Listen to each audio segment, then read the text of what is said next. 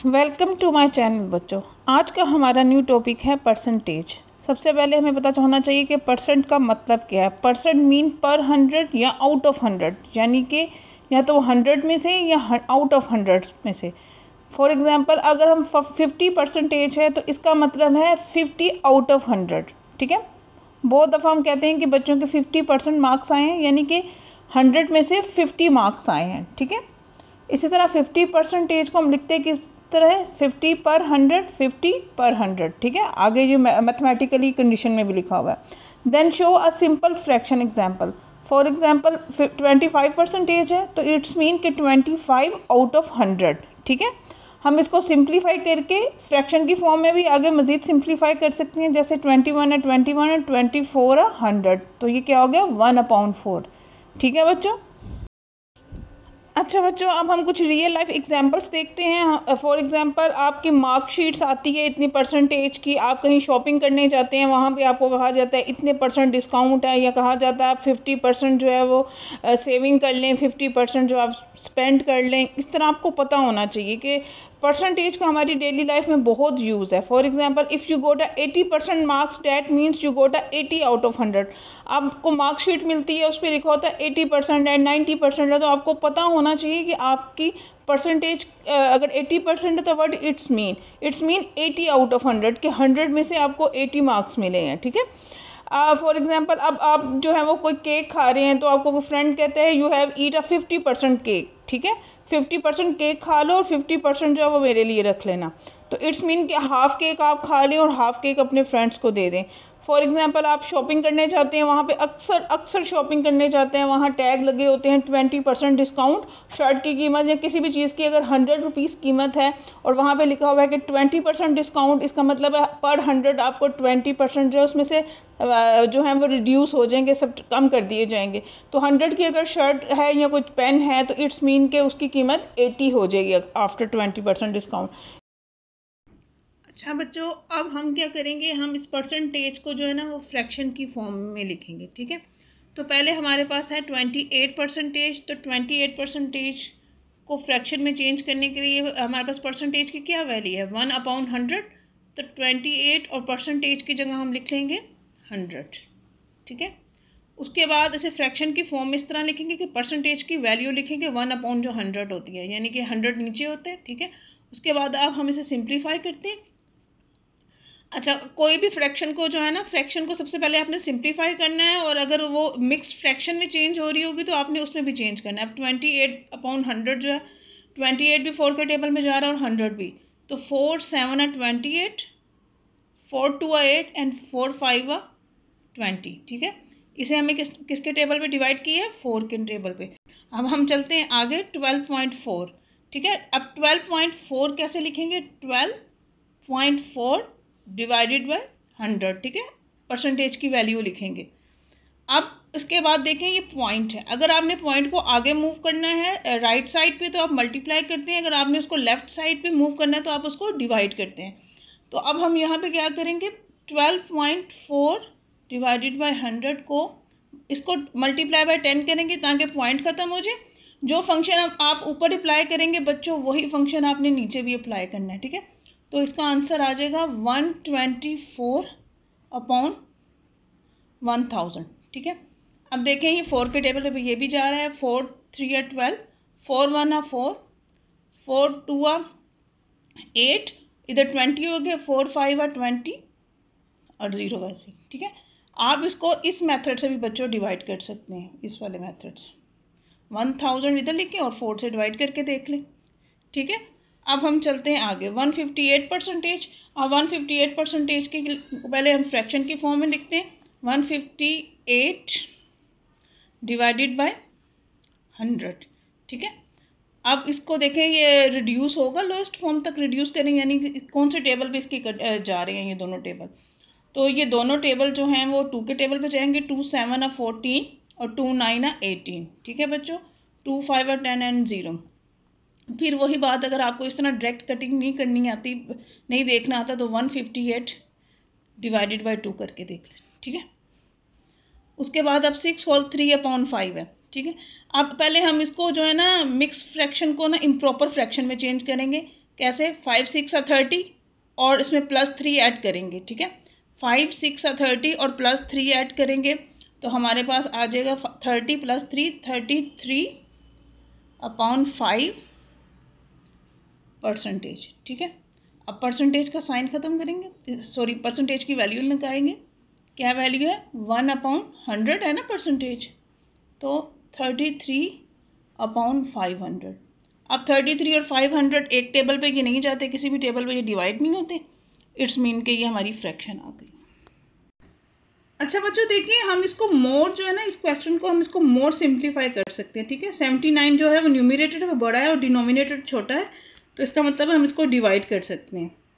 तो हम इसको यहाँ भी डिवाइड कर लेते हैं, इधर 79 अंदर और 50 बाहर, 51 ना 50, 9 में से 0 निकाल ले, 9 और 7 में से 5 निकाले 2, तो इसको मिक्स्ड फ्रैक्शन के फॉर्म में लिख सकते हैं 1/29/50, ठीक है बच्चों। अगर कटिंग हो तो कटिंग भी करें, अगर कटिंग ना हो रही हो और अगर ये मिक्स फ्रैक्शन की फॉर्म में लिखा जा रहा हो तो आप इसको ज़रूर लिखें। अब बच्चों हम परसेंटेज को जो है ना वो अब डेसिमल की फॉर्म में लिखेंगे, ठीक है।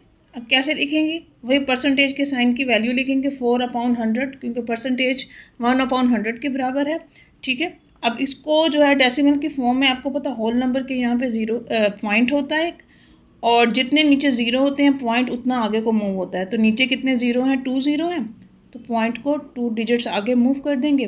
पॉइंट आ गया यहाँ पे, कि जो खाली जगह है वहाँ पे आ गया 0 और पॉइंट्स के पहले भी 0, क्योंकि पॉइंट से कोई रकम स्टार्ट नहीं होती, तो 0.04, ठीक है बच्चों।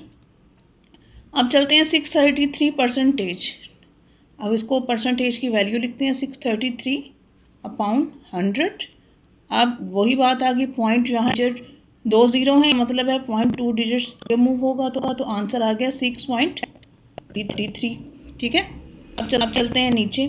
अब ये खुद ही एक डेसिमल की वैल्यू, तो 0.02/100, ठीक है। अब हम इसको जो है ना पॉइंट को 2 डिजिट्स आगे मूव करेंगे, ठीक है। तो पॉइंट यहाँ आ गया, तो 0 पहले लगाएंगे, फिर पॉइंट के बाद देखें कितने 0 हैं, 1 2 3 और 2, ठीक है बच्चों। अब चलते हैं आगे।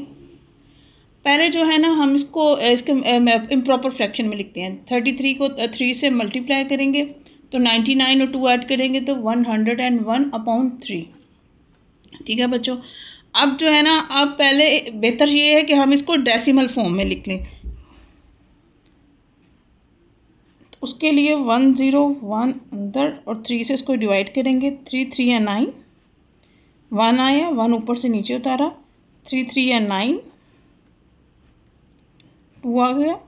अब पॉइंट डालेंगे क्योंकि 2 छोटा है, 3 से 20 हो गया, 3 6 18, ठीक है। फिर 2 आ गया, फिर 0 लगाया क्योंकि ऊपर पॉइंट है, तो 3 6 18। तो बच्चों ये फिर 2 आ गया, ये इस तरह ये जो है ना कंटिन्यूसली चलता जाएगा, इसी तरह आगे। तो हम इसको राउंडिंग करके यहाँ तक लिख लेते हैं। अगर 6 तक आपने लिखना है और 6 के आगे 5 या उससे कोई भी बड़ी रकम है तो आप इसको राउंडिंग कर लेंगे, ठीक है। तो राउंडिंग करके 33.67 आ गया, ठीक है, परसेंटेज।